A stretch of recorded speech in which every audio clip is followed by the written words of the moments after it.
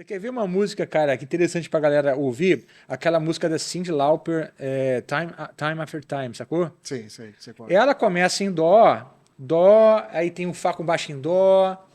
Quando ela vai pro refrão, ela vai fá, sol, mi menor e fá. Cara, você sente que a música ela tem dois momentos completamente Exatamente. distintos. Ela tá em dó. Quando ela vai pro refrão, cara, ela entrou numa vibe modal. Modal. Era falídio ali, ela fica suspensa a música, né? Essa música é muito didática, porque você sente duas É sensações sobre completamente isso, diferentes. análise. O analisar vai entender sobre como você lidar com essas duas sensações. Vamos dizer que numa música modal entrou essa situação. Mi menor, ou Fá, Sol, Mi menor. Ele fica girando ali. Te dá liberdade para criar os melhores refrões, porque ele está suspenso, todas as Sim. notas vão soar bem. Então, quando você tem isso também, tanto para vocabulário de acordes quanto vocabulário melódico, você fica livre. E aí vem todo aquele conteúdo que você desenvolveu, que você pode sobrepor e ouvir isso sobre uma situação que você vai, olha, são cores. São Sim. cores geradas e que não tem atrito. Só que a partir do momento que eu volto, eu tenho que voltar e saber que eu voltei. Isso faz com que você se conecte com o que você está ouvindo, né? Sim. E às vezes você não vai analisar a música enquanto estiver acontecendo, mas você vai perceber isso com o ouvido de você ter, por conta do trabalho que você fez de entender e separar essas questões. E a gente sabe que, por exemplo, no Google, quando você vai pesquisar sobre modos, é sempre no mesmo nível. É sempre no mesmo nível de assunto. Tem só um Shape. material, é shape de guitarra, e na verdade se trata sobre ouvir e harmonia. É porque, cara, esse lance de modos entrou muito forte na década de 80, com aqueles materiais T-Reds que começaram a chegar no Brasil. Sim. E eu entendo por que, que isso fez sentido na época. Porque não se falava nisso, daqui a pouco chegava ali, sei lá, o Steve Vai, né, que ele começou a utilizar muito esse approach modal, Modal. o Satriani também, que era um acorde estático, né, ficava aquele Fá ali, Sim. pum, e ele ia lá na nota Si, ficava lá, pô, aquele som suspenso, misterioso. Então, em cima de um acorde estático, você tem muito claramente a coloração do modo, né? Uhum. E aí a galera começou a ensinar isso nas metodologias com shapes. Sim. Falídio. Então, 5 shapes falídio. Mas só o mixolídio são 5 shapes. Mas lá é óleo, são 5 shapes. Mas ré dórico são 5 shapes. Daqui a pouco o cara tem 35 shapes diferentes para a mesma coisa, velho.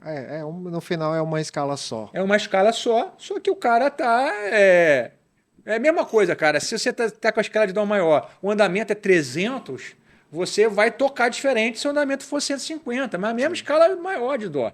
sim. E se o cara tá só em Dó maior, você vai tocar de uma maneira, mas se o cara faz Dó, Lá menor, Fá, Sol, você vai tocar de outra maneira. E aí veio os caras cheios de manual embaixo do braço, bagunçou o mercado todo. E até hoje a gente tá com esse ranço Exato. desse ensino da década de 80 aí, cara. Né? E isso continua, e isso nunca vai deixar de ser um assunto a se tratar, porque eu acredito que 90% dos músicos, principalmente no Brasil, por não ter essa.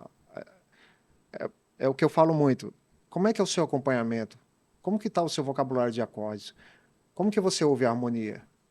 Que sensação? Você sabe, por exemplo, substituir os acordes? Você sabe por que substitui? Você sabe de onde você vai tirar esses acordes? Você sabe em que momento ele vai sugerir isso? Você sabe o que que apoia esses acordes? Então são perguntas para se fazer, para tipo, putz, eu vou me fazer essas perguntas e saber se eu tenho resolvido. Porque e a maioria não tem, porque é sobre fundamentos. E o fundamento nunca, eu não estou falando uma relação teórica, eu estou falando saber o que que você está colocando em mãos assim. É só entender, você vai continuar fazendo isso. Você já ouve a música, você já ouve as harmonias, as progressões. É só entender do que se trata. E a maioria das pessoas tem problema exatamente em ouvir. Sim. No acompanhamento, você coloca o cara para acompanhamento, diz, cara, porque o acompanhamento eu acho o som um pouco ruim. Então, o acompanhamento é o que vai fazer as coisas acontecerem. Tipo, se você vai acompanhar a cantora, você vai ver a mensagem dela sendo apresentada através do seu acompanhamento, quanto você vai levantar, quanto você vai abrilhantar, o ritmo, o pulso, todas essas coisas. Por que você vai dar mais importância ao vocabulário de frase 251, de frase pentatônica, essas coisas, mas sem entender isso. Eu sei que é polêmico, assim, bate numa questão que a maioria das pessoas estão indo totalmente ao contrário. Mas é uma forma de estruturar e cada vez mais mostrar isso. É uma coisa que eu sempre falo. É indispensável. Na verdade, assim, o aluno faz uma pergunta e todas estão relacionadas ao mesmo assunto. O que você ouve aqui? O que você está ouvindo? Você percebe essa harmonia? Qual a intenção? Qual o movimento que está fazendo? É sempre daqui para cá, sempre está criando é uma estrutura que está te dando um caminho.